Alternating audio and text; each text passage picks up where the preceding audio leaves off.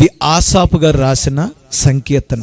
ఏంటంటే కీర్తన గ్రంథంలో 150 సంకీర్తనలు ఉంటే ఎక్కువ దావీదు గారు రాశారు కాబట్టి దావీదు కీర్తనలు అంటారు. కానీ చాలామంది మోషే గారు, ఆసాపు, కోరహు కుమారులు, ఇలాగ సొలొమోను, ఇలాగ కొంతమంది ఈ కీర్తనలు రాయడం జరిగింది. ఇది ఆసాపు కీర్తన. ఈ కీర్తనలో 3వ వచనంలో మనం చూసినట్లయితే, దేవా చెరలో నుండి మమ్మను రప్పించుము, మేము రక్షణ నొందినట్లు నీ ముఖకాంతి ప్రకాశింపచేయం. ఇశ్రాయేలు ప్రజల పరిస్థితి ఎలా ఉండేదంటే, దేవుడు వారిని ఐగుప్తు చెరలో నుంచి బయటకు తీసుకొచ్చి కానానికి తీసుకెళ్తానని వాగ్దానం ఇచ్చాడు. ఆ వాగ్దానం ప్రకారంగా మోషేను పుట్టించి, మోషేను ఒక ప్రవక్తగా, ఒక శక్తివంతమైన నాయకుడిగా చేసి, ఎర్ర సముద్రం 2 పాయలు చేసి 10 అద్భుతాలు ఆ ఐగుప్తు దేశంలో ఫరో ఎదుట చేసి, దేవుడు ఘనమైన కార్యాలు, గొప్ప కార్యాలు జరిగించి దేవుడు వారిని బయటికి రప్పించారు. దేవుడు వారిని ఎంతో ఆశీర్వదించాడు. వారు విత్తనవి వారు తిన్నారు, వారు పండించినవి వారు తిన్నారు. వారు అరణ్య మార్గములో దేవదూతలు తినే ఆహారాన్ని దేవుడు వారికి అనుగ్రహించారు. పరలోక మన్నాని వారికి అనుగ్రహించాడు. వారు నీళ్లు తోడుకక్క లేకుండానే బండలో నుండి నీళ్ళు అనే వారికి వచ్చినాయి. దేవుని మాట వినే ప్రజల జీవితాలు ఎలాగుంటాయి, దేవుని మాటకు లోబడే జీవితాలు ఎలాగుంటాయి అనేది మనం ఆలోచించినట్లయితే, ఇశ్రాయేలు ప్రజలు అంటండి కష్టపడకుండా దేవుడే వారికి అన్నీ సమకూర్చారంట. గట్టిగా చప్పట్లు కొట్టి ప్రభుని కనపడతామా?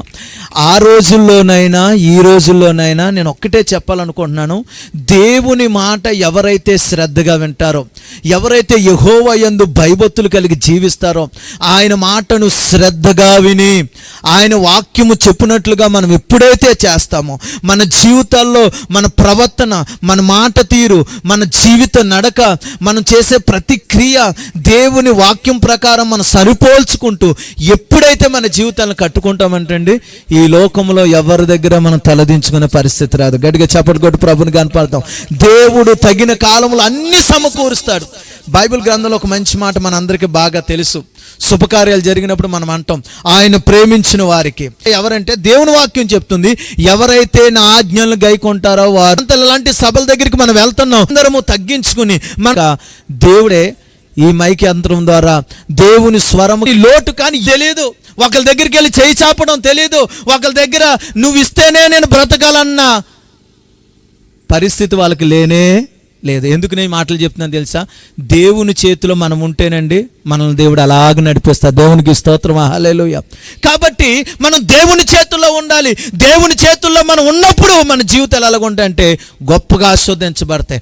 కానీ వారు కొంతకాలం అలా నడిచిన తర్వాత వాళ్ళు దేవుని వాక్కుని విడిచిపెట్టి, యెహోవాని విడిచిపెట్టి వేరొకరిని అనుసరించడం ద్వారా వారి క్రియలు ఏమైపోయినాయి అంటే చెడిపోయి, ఎప్పుడైతే క్రియలు చెడిపోయినాయో దేవుడు వారిని శత్రువులకు అప్పగించేశారు. ఎవరికి అప్పగించేశారంటండి? శత్రువులకు అప్పగించేశారు. శత్రువులకు ఎప్పుడైతే అప్పగించేశారో వాళ్ళు చెరలోకి వెళ్ళిపోయారు. ఇప్పుడు చేస్తున్న ప్రార్థన ఏంటో తెలుసా? నేను ముగించేస్తున్నాను.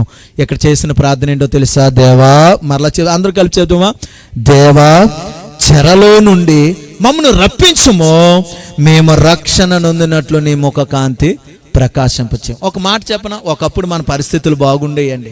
ఒకప్పుడు ప్రార్థనా జీవితం బాగుండేది. ఒకప్పుడు వాక్య జ్ఞానం బాగుండేది. ఒకప్పుడు మందిరాన్ని అంటుపెట్టుకుని ఉండేవాళ్ళం. దేవుని వాక్యం అంటే భయపడేవాళ్ళం. సహవాసం అంటే శ్రద్ధగా ఉండేవాళ్ళం. దేవుని పరిచర్య అంటే పరుగులెత్తేవాళ్ళం. అప్పుడు మన పరిస్థితులు అన్నీ బాగున్నాయి. ఎప్పుడైతే ఇవన్నీ విడిచిపెట్టేసామో దరిద్రత ఇంట్లో ఉంది, అప్పులు ఇంట్లో ఉన్నాయి, రోగాలు ఇంట్లో ఉన్నాయి, మనశ్శాంతి ఇంట్లో ఉంది, అసమాధానం ఇంట్లో ఉంది. ఎవరి దగ్గర అయితే తల ఎత్తుకుని మనం తిరిగే వాళ్ళం, ప్రతి ఒక్కరి దగ్గర ఈరోజు తలదించుకునే పరిస్థితిలోకి వచ్చేసాం. చెరలోకి వెళ్ళిపోయాం. సాతాను చెరలోకి వెళ్ళిపోయాం. అభివృద్ధి అనేది కనబడడం లేదు ఎక్కడ చూసినా. కాబట్టి వాక్యం చెప్తుంది, వాళ్ళు ప్రార్థన చేస్తున్నారు, దేవా మమ్మల్ని చెరలో నుండి విడిపించుము, మరలా మాకు పూర్వదినాలు దయచేయం.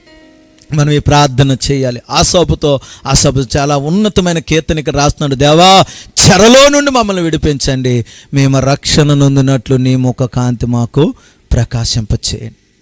కాబట్టి ప్రియమైన గ్రామ ప్రజలారా, ప్రభు నా మనసులో ఏది పెట్టాడో అది మీ ముందు పెట్టాను. కాబట్టి 2 రోజులే కాదు, ఈ వాక్యాన్ని పట్టుకోండి. ఈ సభల నిమిత్తం ప్రార్థన చేస్తున్న దేవుడిచ్చిన వాక్నే మీకు వినిపించాను. సమయం దొరికింది మీకు వినిపించాను.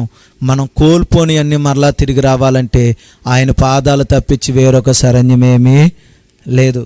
మీరు గుర్తుపెట్టుకోండి, దేవా నన్ను చెరలో నుండి విడిపించండి నాయన. చెరలో ఉన్నాను, అబద్ధాలు అనే చెర, మోసం అనే చెర, వ్యభిచారం అనే చెర, బానిసత్వం అనే చెరలో నేను ఉన్నాను నాయన. ఆ చెరలో నుండి నన్ను విడిపించండి.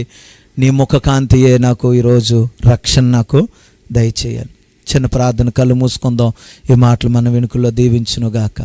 ప్రభువా నీకు వందనాలు. మీరు ఏదైతే నాయన నా హృదయంలోనికి తీసుకొచ్చారో నాయనా, నీ పాదాల దగ్గర, మీ ప్రజల దగ్గర నాయనా, నీ దాసులుగా మీ ప్రజల దగ్గర మాటను పెట్టాను నాయనా. నాయనా నాయనా నాయనా అయ్యా, మాలో ఏ మంచితనం లేదు డాడీ, మాలో ఏ పరిశుద్ధత లేదు డాడీ, మాలో ఏ నీతి లేదు డాడీ. మేము యథార్థంగా ఒప్పుకుంటున్నాం డాడీ. అయ్యా, మేము చెరలోనే ఉన్నాం, నిజముగా చెరలో ఉన్నాం. మమ్మల్ని చెరలో నుండి విడిపించండి నాయన. మేమే సాతానికి మమ్మల్ని మేమే అప్పగించేసుకున్నాం నాయన. నీ వాక్యానికి లోబడక, క్రియల్లో మేము చూపించక మేము చెరలోకి వెళ్ళిపోయాం. దేవా, మమ్మల్ని చెరలో నుండి విడిపించండి.